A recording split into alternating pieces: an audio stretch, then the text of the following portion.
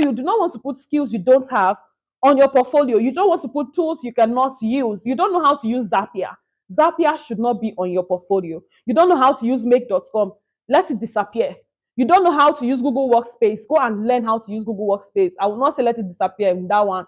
Learn how to use Google Workspace because you know it. This is like basic, it's the foundation. Clients want proof, but in order to get proof, you need clients. So what do? Every freelancer faces the same chicken and egg problem. So in this video, I'm going to share with you how you can build your portfolio with no experience. Also, the mistakes I see people make whilst they are building their portfolio, and you need to avoid them if you want to get a callback from clients. Hi, if you're just seeing my face, my name is Mfon.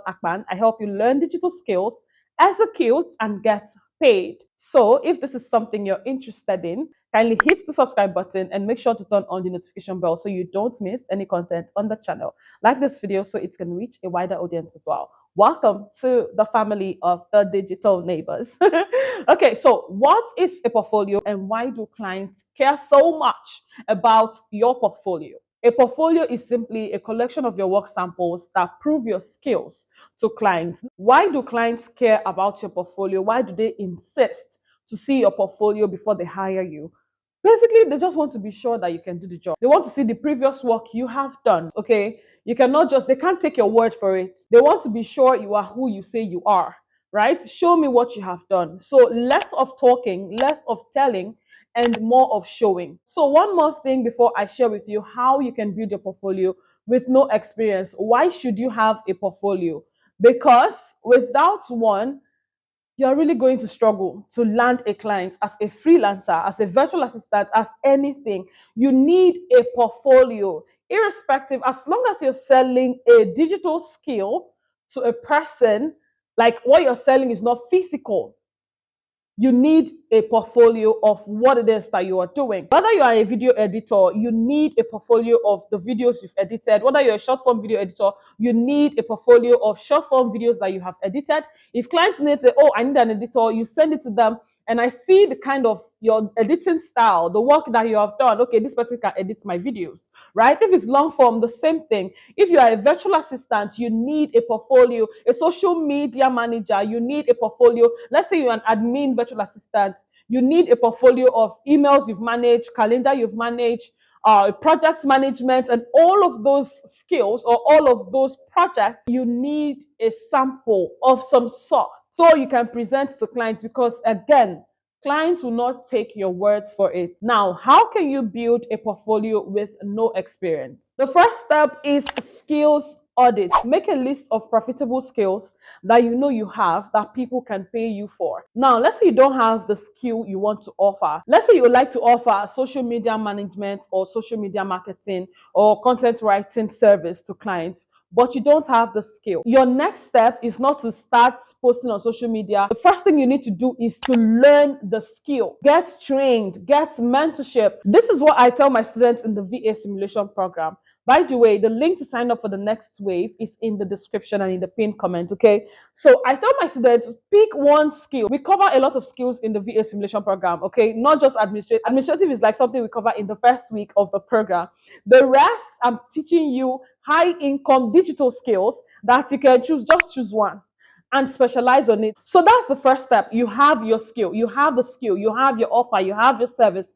The next step is to create a buyer persona. What is a buyer persona? A buyer persona is simply a fictional profile of your ideal clients, of the people you want to serve, of the people that are going to pay you to solve a problem for them. Because it's super important that you know who it is that you want to offer the service for. You cannot offer the service to everybody. No, you have to identify the people who will need your skill, the problem they have, what is their point A and their point B. I cover this in detail in this video.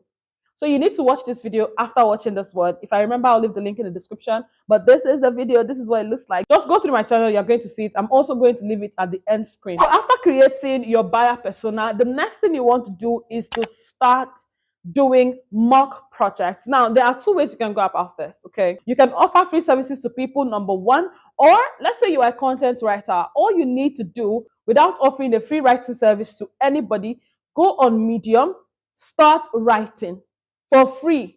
Write on your LinkedIn profile, take a screenshot, add that to your portfolio.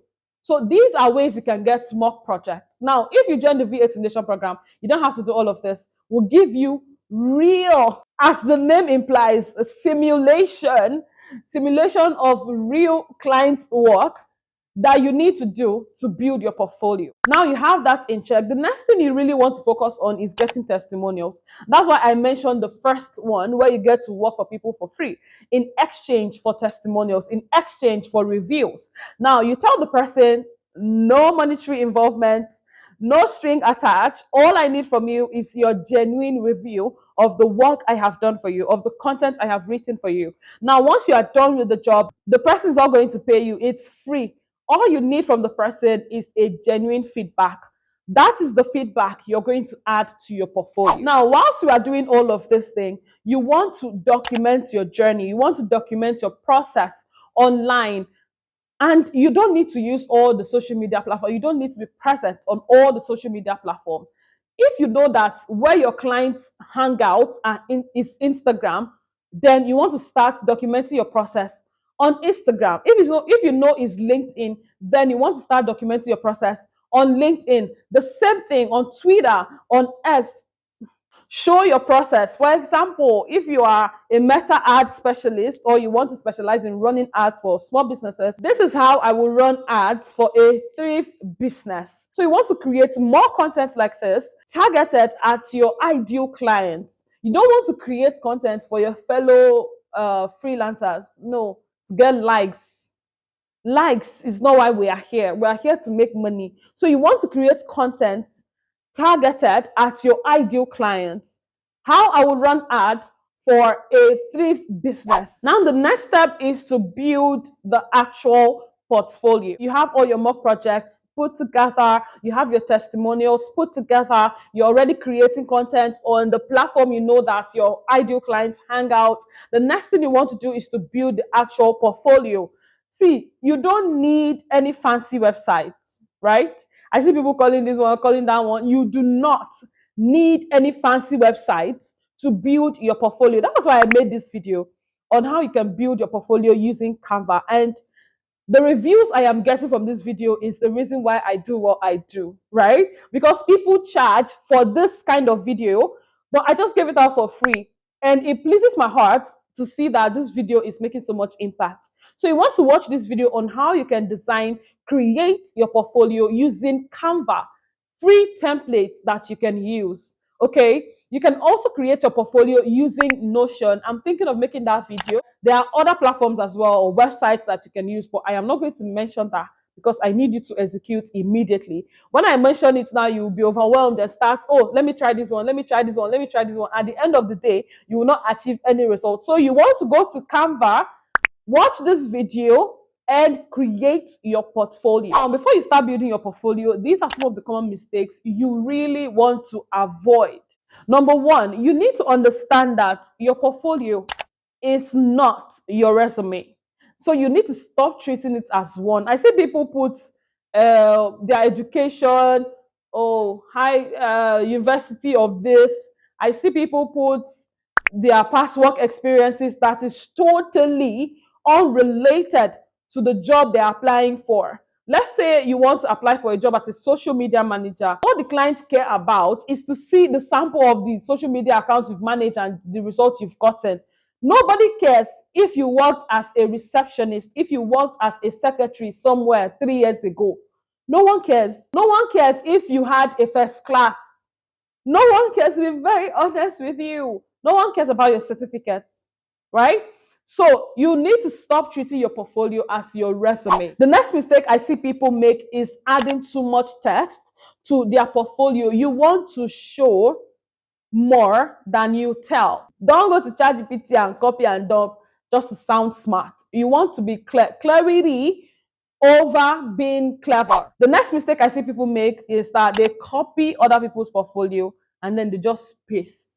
You don't have the skill these people have. You don't know how to use the tools, especially the tools. You don't know how to use the tools they have listed and you just copy. and dump because you feel, oh, this is what works. You've not even taken the time to learn the skill that they have or you think is working for them, or the tools yourself. You just copy and dump. So you do not want to put skills you don't have on your portfolio. You don't want to put tools you cannot use. You don't know how to use Zapier. Zapier should not be on your portfolio. You don't know how to use make.com. Let it disappear. You don't know how to use Google Workspace. Go and learn how to use Google Workspace. I will not say let it disappear in that one. Learn how to use Google Workspace because you know it. This is like basic, it's the foundation of freelancing. Learn how to use it because you even need it for yourself. Not even for clients. You need it for yourself. So learn how to use Google Workspace. So speaking of deleting things from your portfolio, you want to delete your picture, delete your image, remove it. Because I see portfolios, some of them are actually cute, but I'll tell you why I'm asking you to remove it, right? But some people will just go and jack one selfie like this in your face selfie and dump on their portfolio first page, cover page, and well, oh, remove it. Remove your picture from your portfolio. Okay, so why am I asking you to remove your picture from your portfolio? It's just like a resume, right? You should not add your photo to your resume. It's really 50-50. Somebody might just see it and, oh, you're so cute. She's cute. He's cute. On the other hand, somebody might just see it and be like, nah, I don't like you. I don't like her. I don't like him. So you really want clients to focus on your work and not your face. So remove your photo from your portfolio. Now, another mistake I see people make is not tailoring their portfolio to the specific role they're applying for. Now, if you're coming from ALX, you've done the ALX training, you probably have a generalized portfolio. Not really generalized because ALX is more of administrative. So let's remove ALX. Let me focus on my coaching program. Now, in my coaching program, I teach you different high income skills, right? As I mentioned earlier, you can literally choose one to specialize on. So there is this temptation of you wanting to put everything together in one portfolio. But I often tell my students, choose one. And when I say choose one, this doesn't mean that some skills are not related. For instance, as a social media manager, you can add video editing there. So you want to stack the skills. So you really want to tailor your portfolio to the specific role you are applying for, just like your resume. Okay, you cannot be applying for, let's say, a human resource job, and then you still have your caregiver experience in your resume. So just like your resume, you want to tailor your portfolio to the role that you're applying for. What does this mean? You see a posting of social media management. If you have a general portfolio, all you need to do, just like a resume, create another one and then make sure that the one role you want to apply for, content writing, is heavy in the portfolio than every other thing, because you don't want clients to scan. Nobody has time. You don't want clients scanning each and every one of your work samples looking for the right one that suits the role you are applying for. So you want to really zero in on the role you are applying for. If you'd like to join my VA simulation program, the link is in the description and in the pinned comment. Watch this video next on how to create your portfolio. Let me know if this video was helpful to you, all right? Comment 2026 is my money making year, and I will know you got to this point.